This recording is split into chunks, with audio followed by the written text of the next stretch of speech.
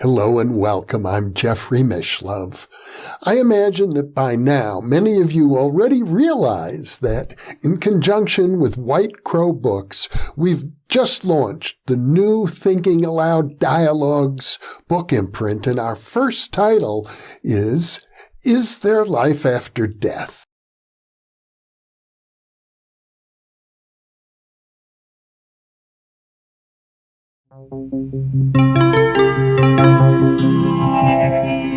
Thinking Aloud. Conversations on the leading edge of knowledge and discovery with psychologist Jeffrey Mishlove.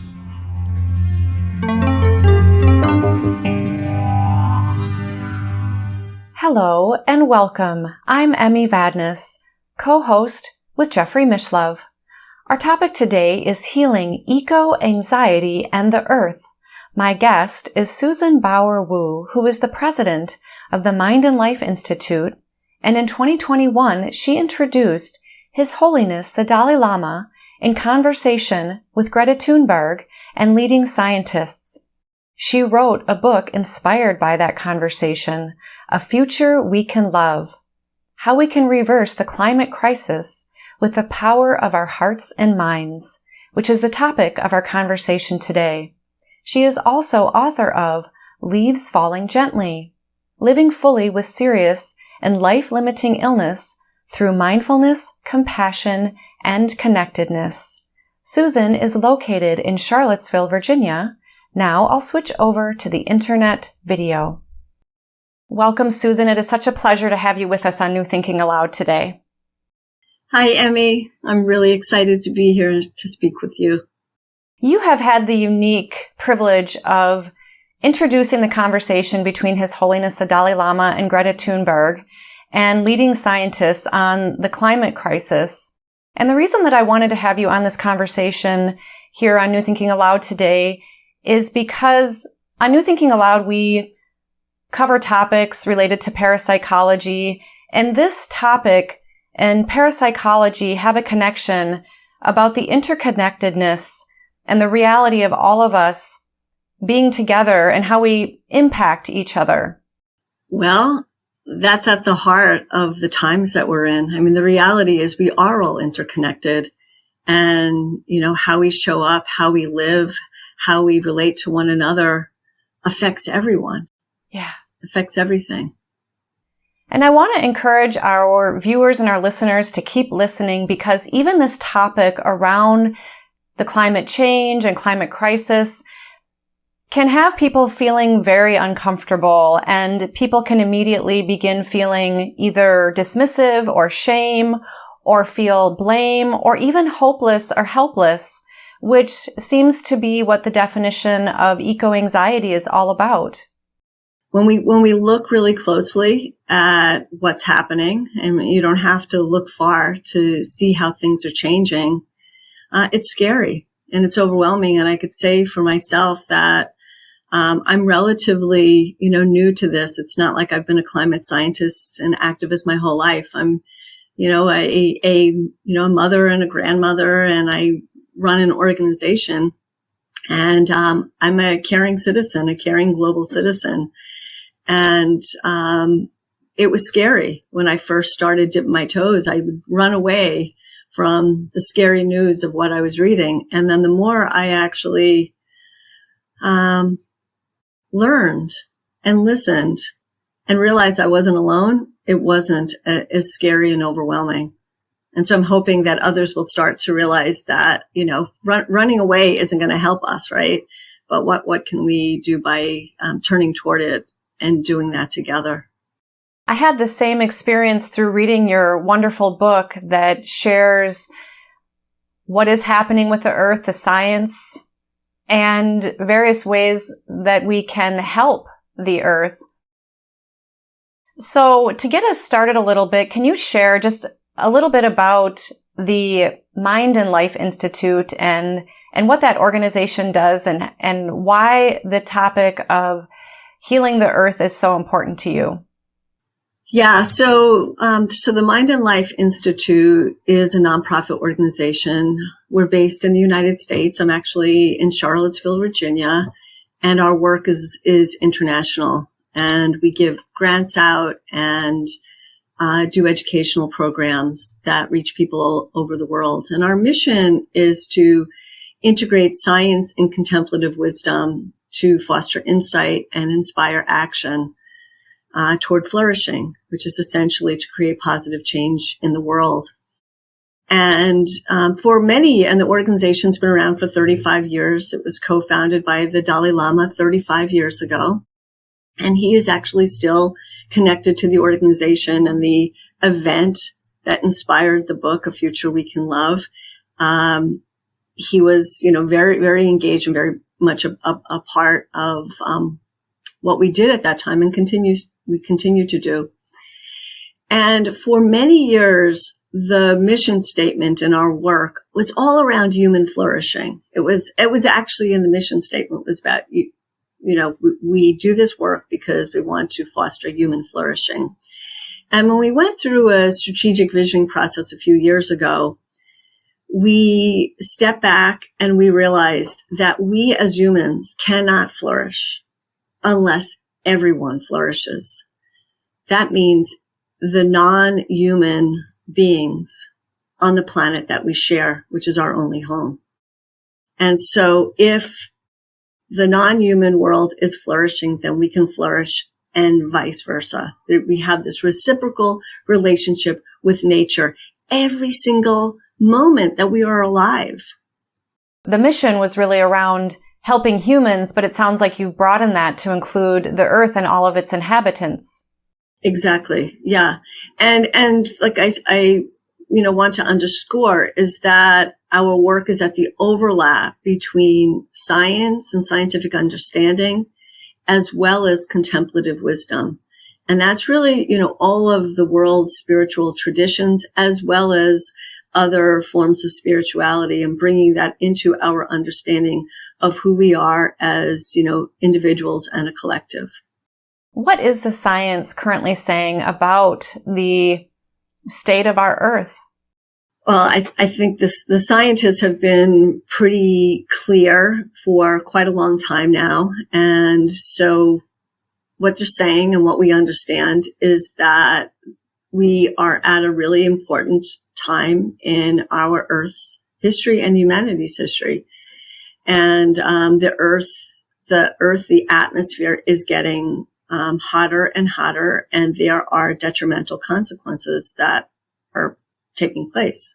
Like that's a fact. And so the book, A Future We Can Love, talks about what's called the science of climate feedback loops. Mm-hmm. So, and that was a new area for me when I first got turned on to understanding climate science. I hadn't quite wrapped my head around what climate feedback loops were and why they were important, but I get it now. There are many types of feedback loops. Can you share a few with us? Yeah, I'll share one that is really near and dear to me, and it's actually the forest feedback loop, because I love trees.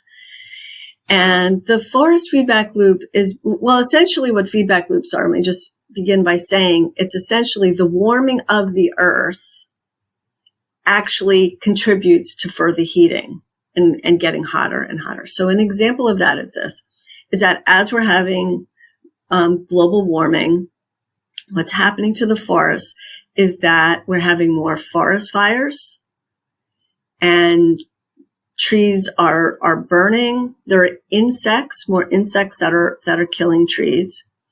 And as a result of the forest, the trees dying, then when they die, all of a sudden, all the years of the carbon that they've been holding inside their roots, inside their trunks, gets released. So we have to remember this, Emmy, that we are breathing in the tree's breath and they are breathing in our breath. So when we breathe out carbon dioxide, and we have all these emissions that are carbon dioxide, trees are natural carbon absorbers. They just take it in just by being trees. And when the trees die, either naturally from burning, or they die naturally from burning or from insects, or they get cut down because of massive deforestation. When that happens, these big old trees release a ton of carbon into the atmosphere. And when that happens, what happens? It continues to get warmer. And the other thing is that trees naturally are the best cooling agent that we have. They naturally just cool. Besides pulling out the carbon, they actually create canopies that help to keep the planet cool. And when we lose our trees, then the warming of the earth just gets warmer and warmer. Another kind of feedback loop relates to permafrost. So we may not know about permafrost, and we may think, well, permafrost has nothing to do with us when we live down, in the United States. So permafrost is basically the ground that's up in the Arctic that has been frozen for hundreds of thousands of years, probably millions of years, right?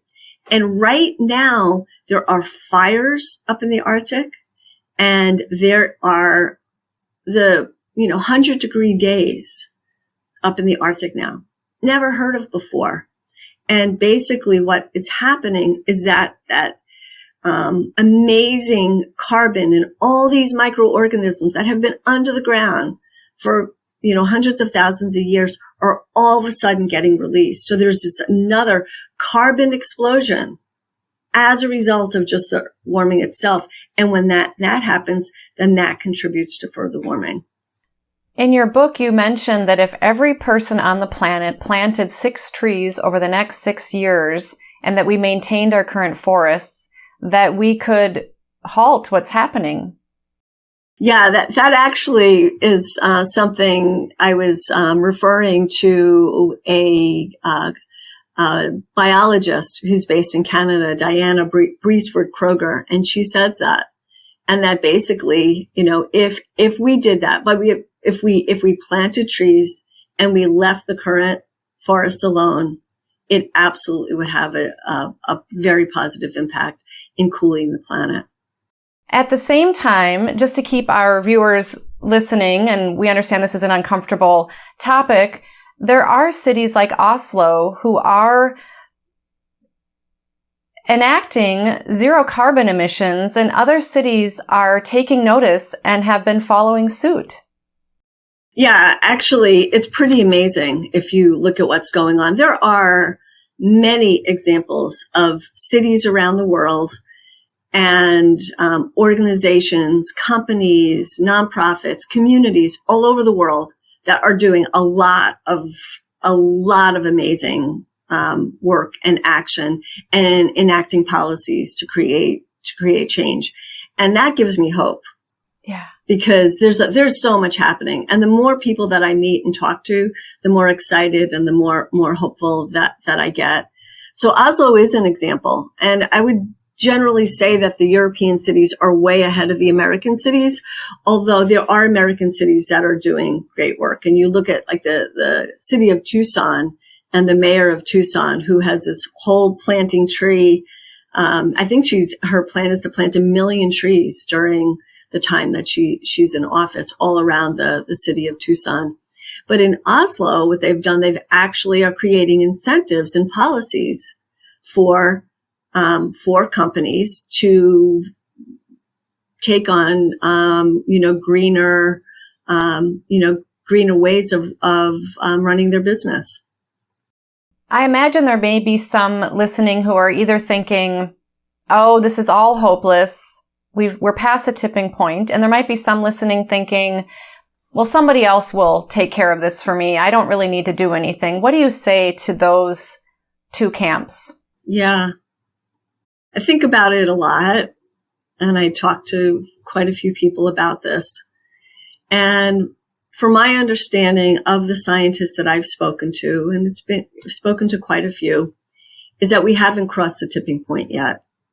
And we are close. And honestly, that the next 10 years really matters so everyone can play a role in helping us to slow down and begin to reverse the warming and to begin to create cooling. So from my understanding, we haven't crossed the tipping point yet, but we're very close.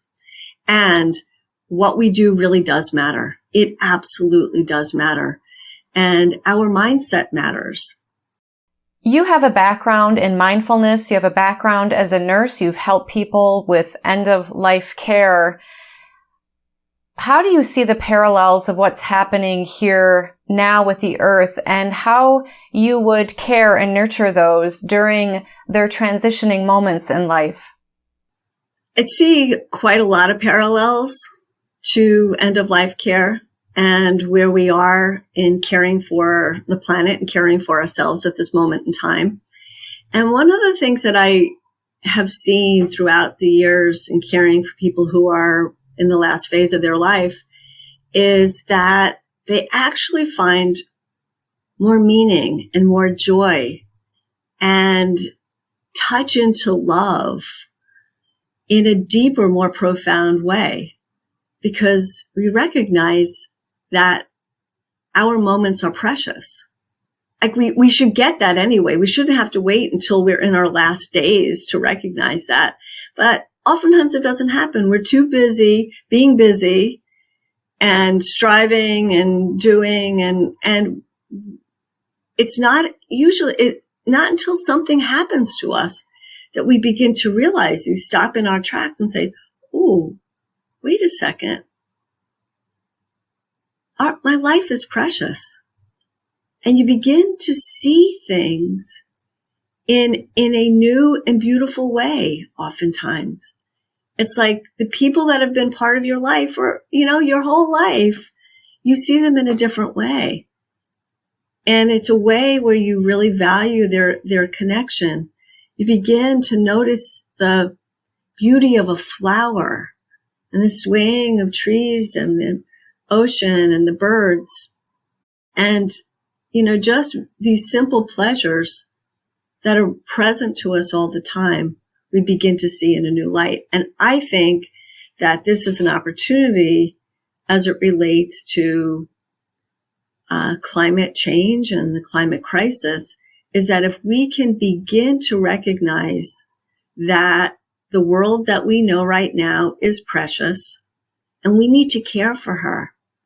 We need to care for her with love and to do everything we can to protect her.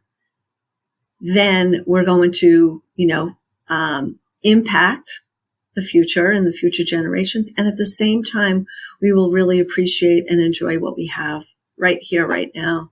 Mm-hmm. The earth may be going through its own palliative or hospice care, but even sometimes patients who are receiving those services don't die and they continue on. And we certainly hope by having this conversation and all the other people and everyone listening can take steps in that regard. Yeah, absolutely. It reminds me, when I was a hospice nurse and, essentially to go on to hospice, you'd have to have this was many years ago, a confirmed diagnosis with less than 6 months to live. But of course, nobody knows that. And I remember following people for years. They had been on hospice for many years and they had a good quality of life as well. Yeah. And having recently had a couple close family members on hospice, I was told that it's very common when people first go on hospice to actually improve with their health. Yeah, that is absolutely true. Yeah. Yeah. And I think it's in the same idea. It's the same idea. Like, okay, my days are precious. How am I going to live these days? And that does seem to happen. How have your spiritual mindfulness, meditation, and contemplative practices helped you with what's happening with the earth? It grounds me, really grounds me. When I can catch myself in a state of worrying. I have grandchildren. I care about a lot of people and non-human beings.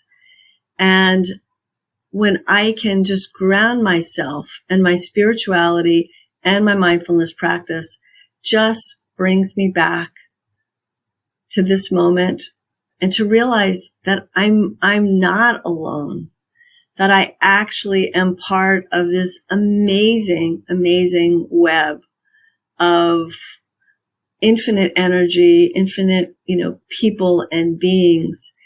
And remembering that actually is really nourishing. It buoys me. And, I'm reminded of something that Vandana Shiva said. And Vandana Shiva is this, she's from India, and she's this amazing scientist, activist, and a feminist. And she's just really, really brilliant. And she said that consciousness is the currency of a sacred universe. Consciousness is the currency of a sacred universe. It's just like waking up to what is in the most subtlest way. It's when we realize that we're not simply material beings. And all the different spiritual traditions all over the world recognize sacredness and the profound connection to the natural world. Yeah.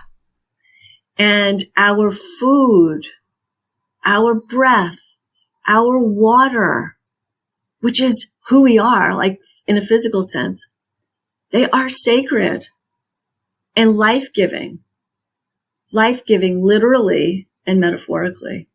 We are nature itself, and we are all connected, as you say, through consciousness, and every action that we take, whether we realize it or not, impacts all of us, even our thoughts. Yeah, absolutely. And then our thoughts affect our actions.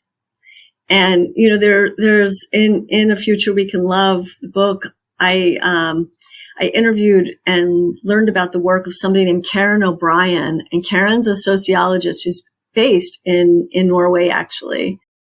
And she has studied and writes about something called quantum social change. Quantum social change.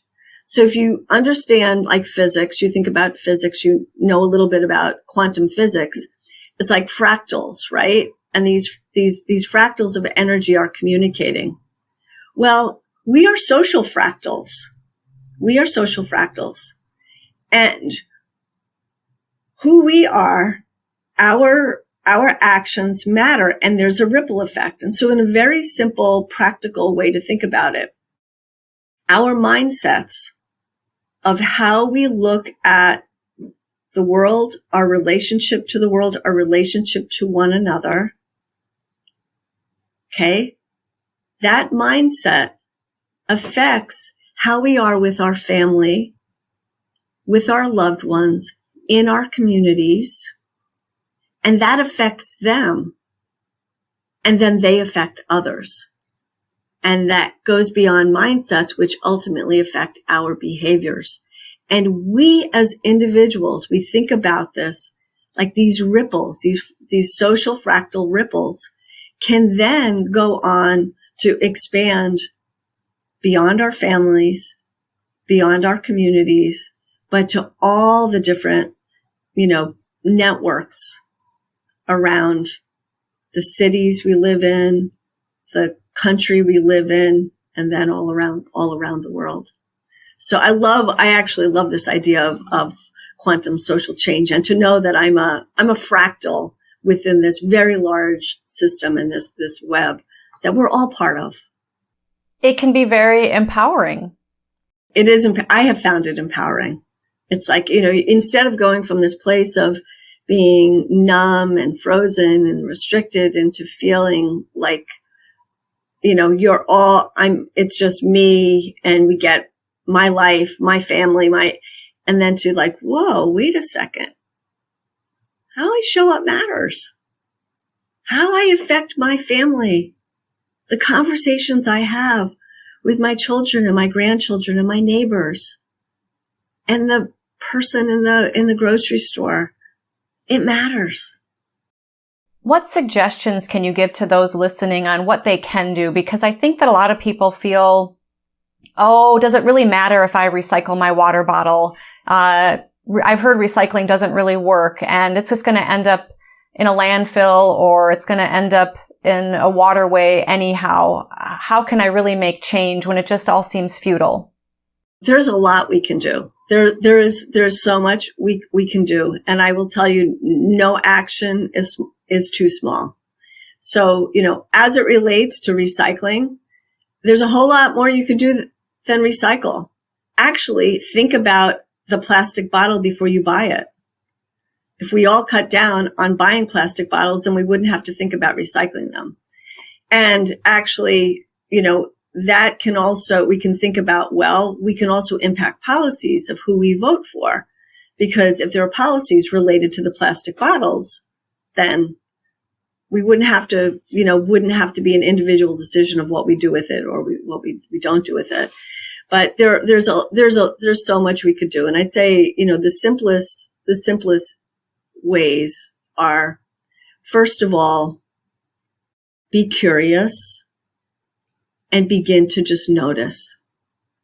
Instead of shutting down, just begin to be curious and to catch yourself and to think about climate. Think about climate. Think about the natural world. Think about your future, your future generations. When you buy something, when you travel, how you travel, when you vote, if you have money to invest and how you invest it. There are just micro decisions that we make every day. But we're doing it so unconsciously. We're just like on autopilot in how we're living our lives.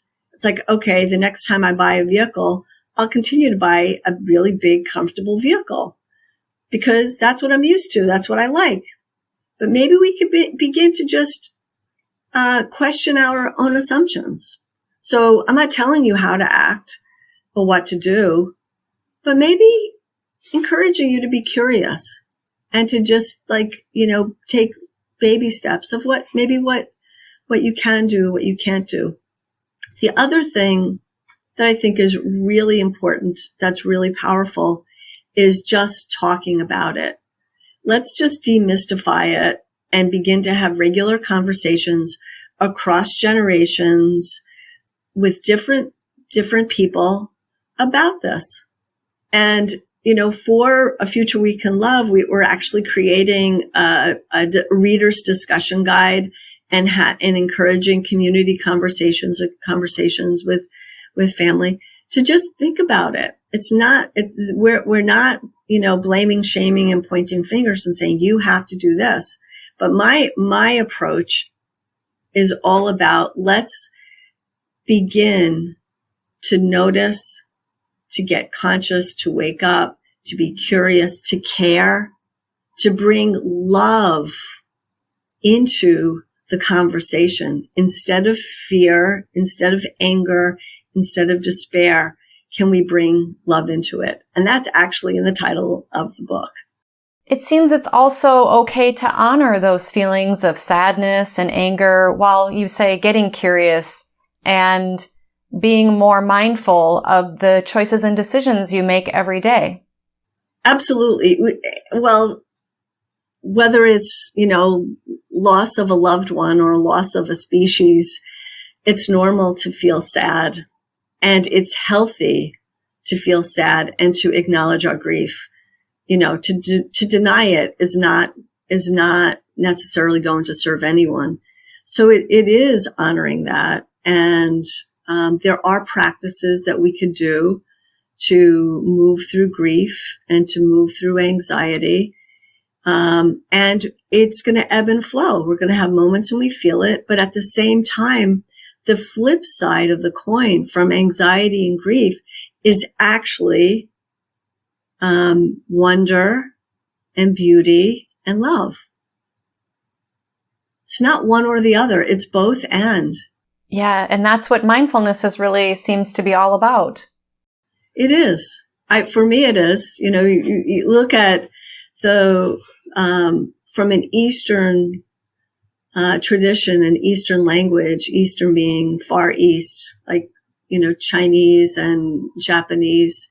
You look at the character for mind, and the character for mind is the same exact character as heart.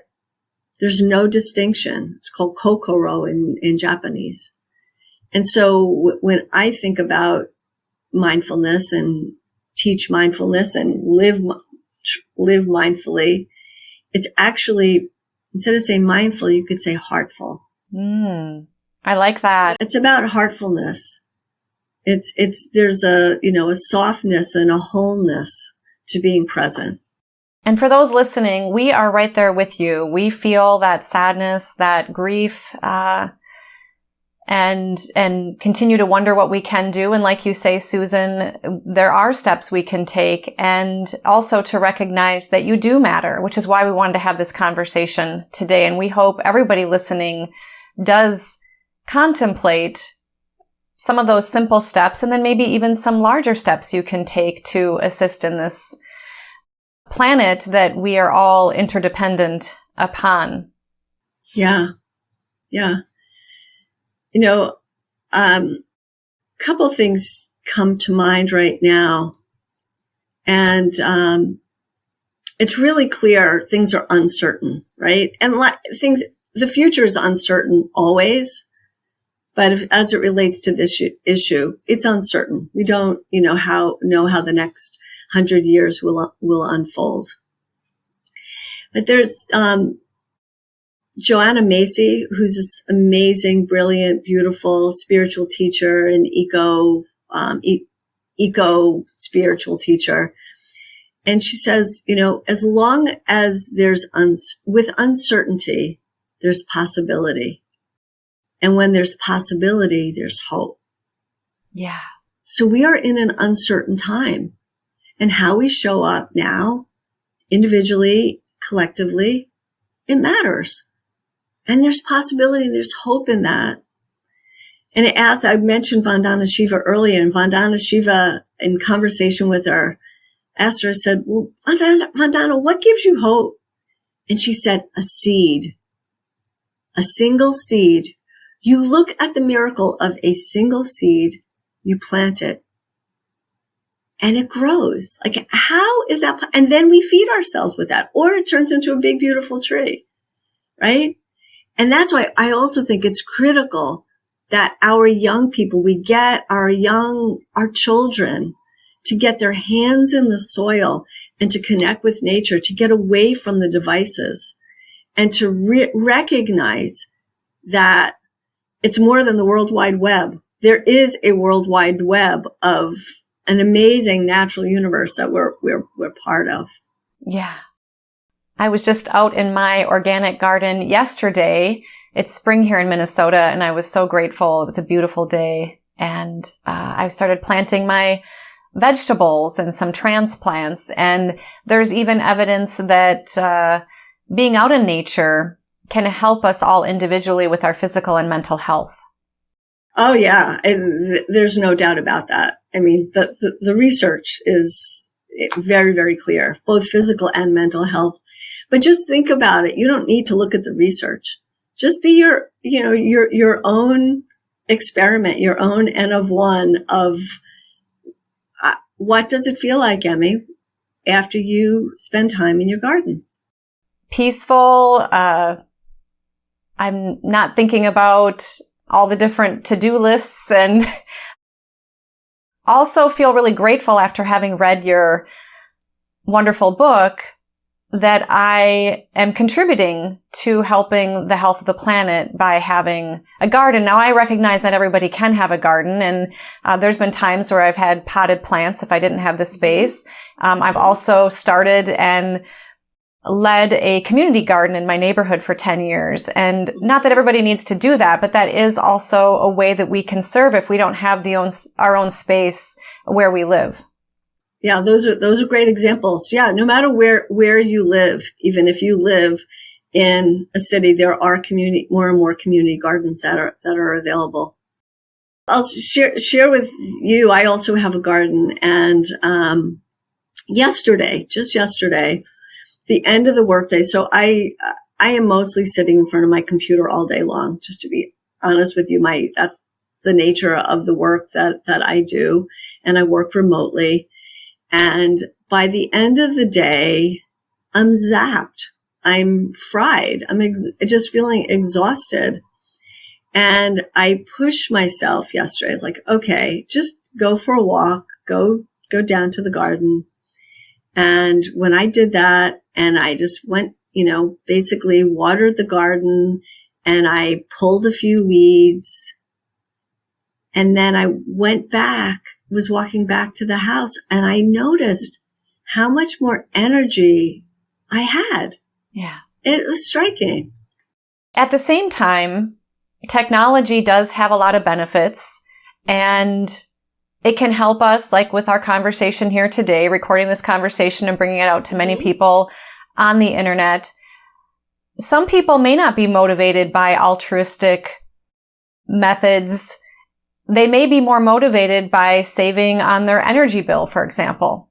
Yeah, there are definitely financial incentives to being more green and more conscious, and that we could look at different behaviors that we're involved in, and even if we don't want to make big changes, we can begin to see that how we're affected by climate, and how our lives can be positively impacted. In an attempt to help those who are listening who do experience that eco-anxiety, and you and I experience it, can you share some helpful tips from your contemplative or mindfulness practices that can help people with some of those feelings that can be uncomfortable for them? Beginning, no matter what, with a grounding practice is really helpful and really important. And so what is a grounding practice? It's literally feeling your feet on the ground, connecting to the earth, sitting in a chair or floor or the ground, wherever you are, and recognizing that ultimately you are supported by the earth.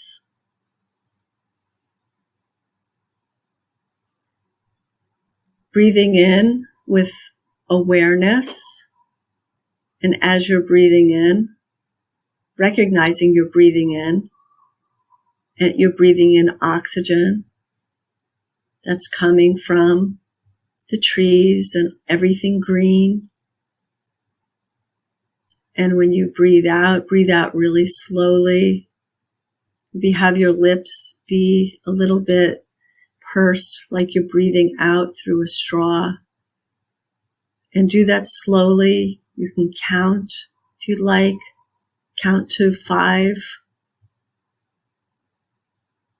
And when you breathe out, you're breathing out carbon dioxide that is then going back to the trees. And then you breathe in again. And just do that, even if you did that for 3 inhales and 3 exhales, that can really, really transform anxiety, agitation, mental agitation, physical agitation, to be in much more relaxed. And when we're then more relaxed, we can begin anew. And the next moment, we can see more clearly, be more present for our families, for our loved ones, be better able focused to do our work. So there's simple practices that we can do anytime, any day. That is a lovely example of how we are literally breathing with the trees and everything green in the world. Yeah, we are. And when we can pause to tune into that, besides the breath actually being a relaxation method and cutting down anxiety, but by connecting with that awareness, it also helps us to expand and realize we're part of the whole. And what suggestions do you have for those who might feel guilt or shame with how we got to this point? Well, guilt or shame doesn't serve anyone. So I'm not big on regret, or I'm not a fan of regret because, it's not going to help us. But so let go of it. Okay, the past is the past, but what we could do is to, feel good about our actions now to impact the future, because in the future, our actions now will be the past. So, don't look back. Don't have blame or shame of what you did or didn't do. I mean, there's many ways that I was living. I thought I was, oftentimes doing okay, being a good person. And then the more I've learned, I realized, there's a lot more I can do. And gosh, I wish I knew that sooner. I wish I could have, started that sooner. For many years, I drove a V6 car. And I didn't realize, I thought it was okay, to have if I could afford it and it was comfortable, of course that would be the vehicle that I would buy. And then I realized, I don't really need to do that. But instead of feeling guilty about that and shameful, I've learned and I'm living my life in a way that's just more awake. So to all of you who are listening, don't beat yourself up, just begin anew. And we're gonna, every moment is an opportunity to begin anew. So we're gonna slip, we're gonna make decisions, and we're gonna want to take, maybe if we can afford it, exotic vacations once in a while, and not to feel guilty about it, but to maybe think, do we have to do that? Or maybe we do it less often, right? So I'm much more of a centrist with this.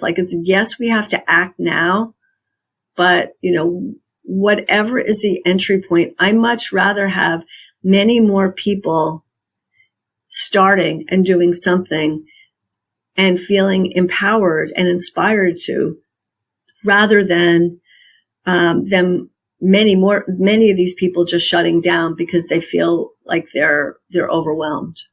So begin where you can. People may also be thinking, well, how much do I have to give up in order to save our planet Earth? Well, it's all in our mindset. So I think every time that we have to, quote unquote, give up something, we actually are gaining something else. And so it's not that we're necessarily giving something up. So yes, it's going to require changes. It does require changes, but I actually think that there could be some beautiful things that come from those changes. Just think about, how we navigated the COVID crisis. And yes, it was very hard and we had to give up a lot of things. But I noticed a lot more families in the park, a lot more family time together, a lot more connection. A different kind of connection. Yes, you were disconnected from others, but in some ways we were able to be more connected to those that were in our immediate world. And even with the natural world, we were more connected. And so, yes, we will have to give up things, but instead of looking at what you have to give up, maybe look at what you have to gain from changing your lifestyle a little bit. Right. Whenever there's a loss, there's typically a gain. Mm-hmm. That's the natural order of things. Ultimately, it really demonstrates our interconnectedness. It does. There's a lot of anxiety in general just about people feeling separate and feeling isolated and alone. Yeah.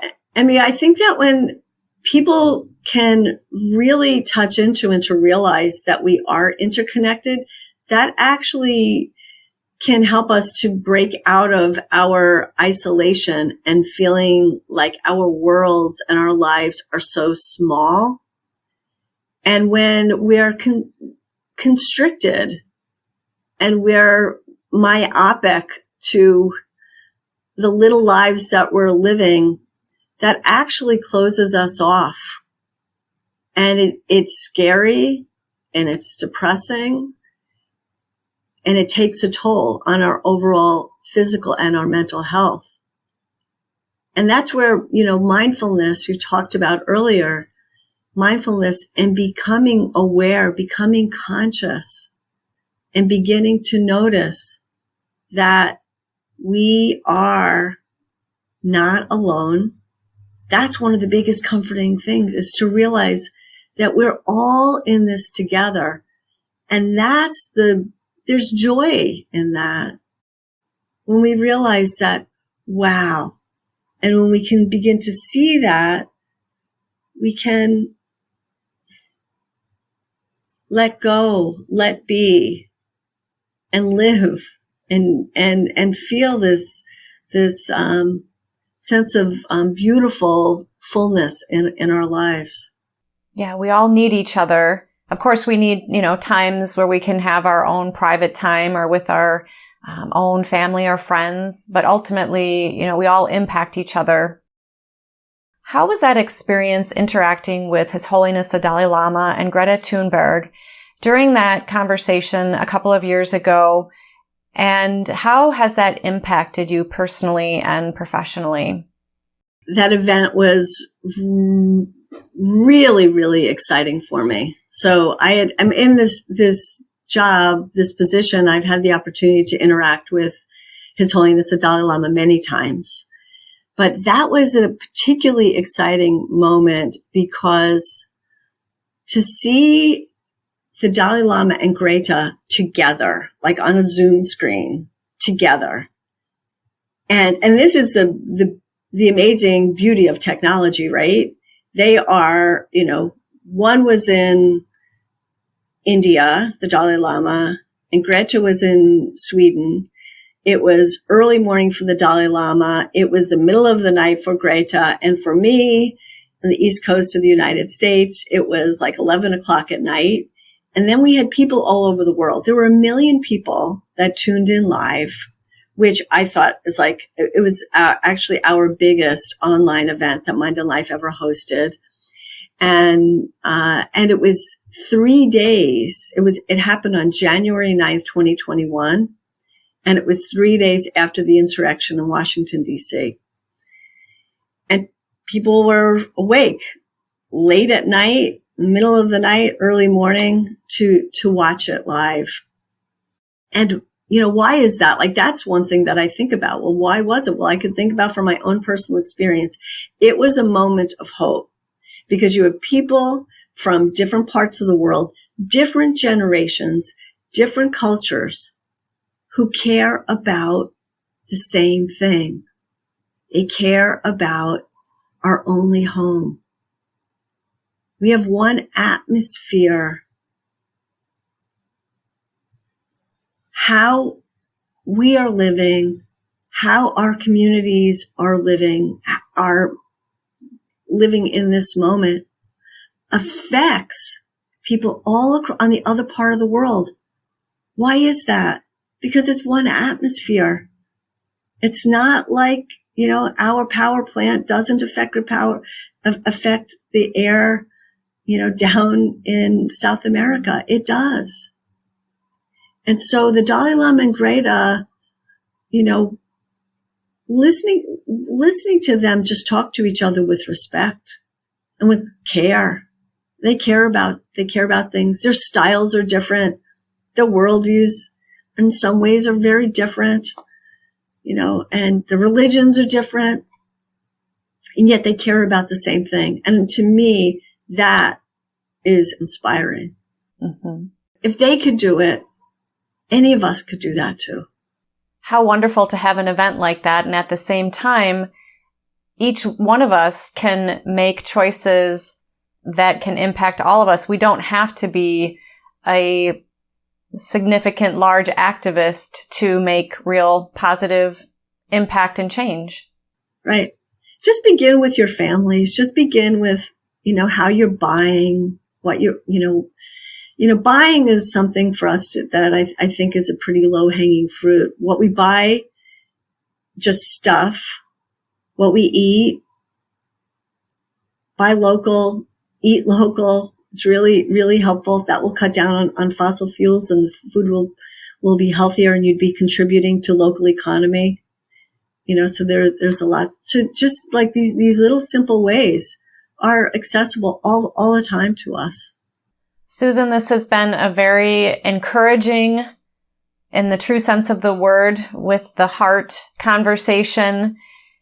Is there anything else you want to share today about healing eco-anxiety and the earth?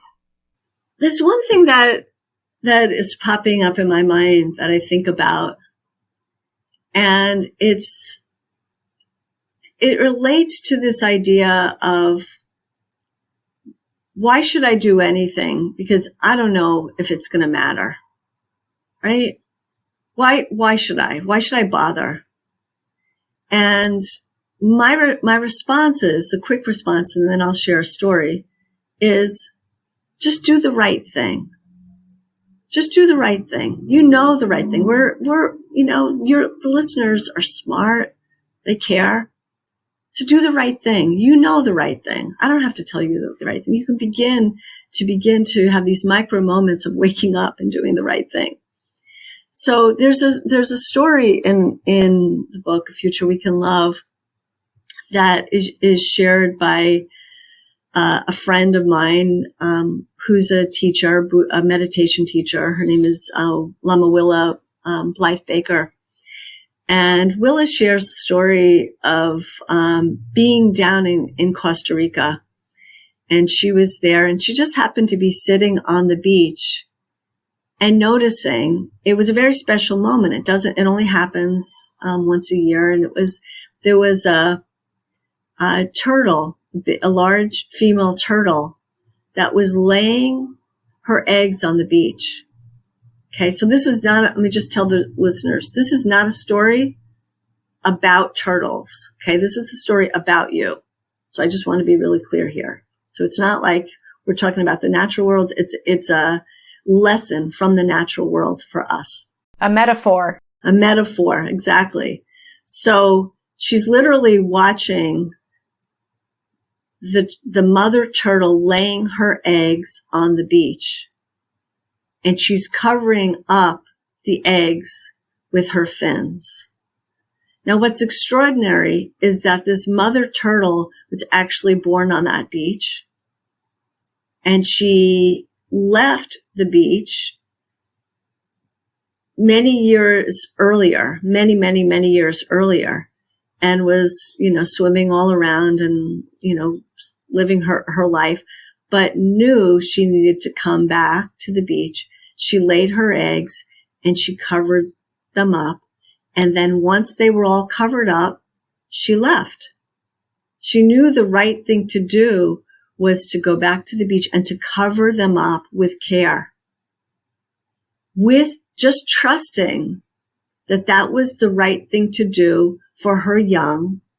So then they will go on to live their lives and, have a future for the next generation after that. The mother turtle knew the right thing to do. She just trusts that doing the right thing is going to make a difference for the future generations. So my message, to all of you is similar to that. Is like, just, do the right thing now and trust that it's going to make a difference. It's going to help your children, your grandchildren, and other generations and other species as well. That's a very inspiring story. And even if we are able to do the right thing, maybe a fraction of the time now, over time, that may grow and expand going forward. Yeah, as ourselves, and also we're influencing others who will do the same thing. Yeah. Well, Susan Bauer-Wu, it has been a joy being with you today. Thank you so much for inspiring all of us. Thank you so much for being with me. Thank you, Emmy. It was really a delight speaking with you. Thank you for having me. And for those of you listening or watching, thank you for being with us.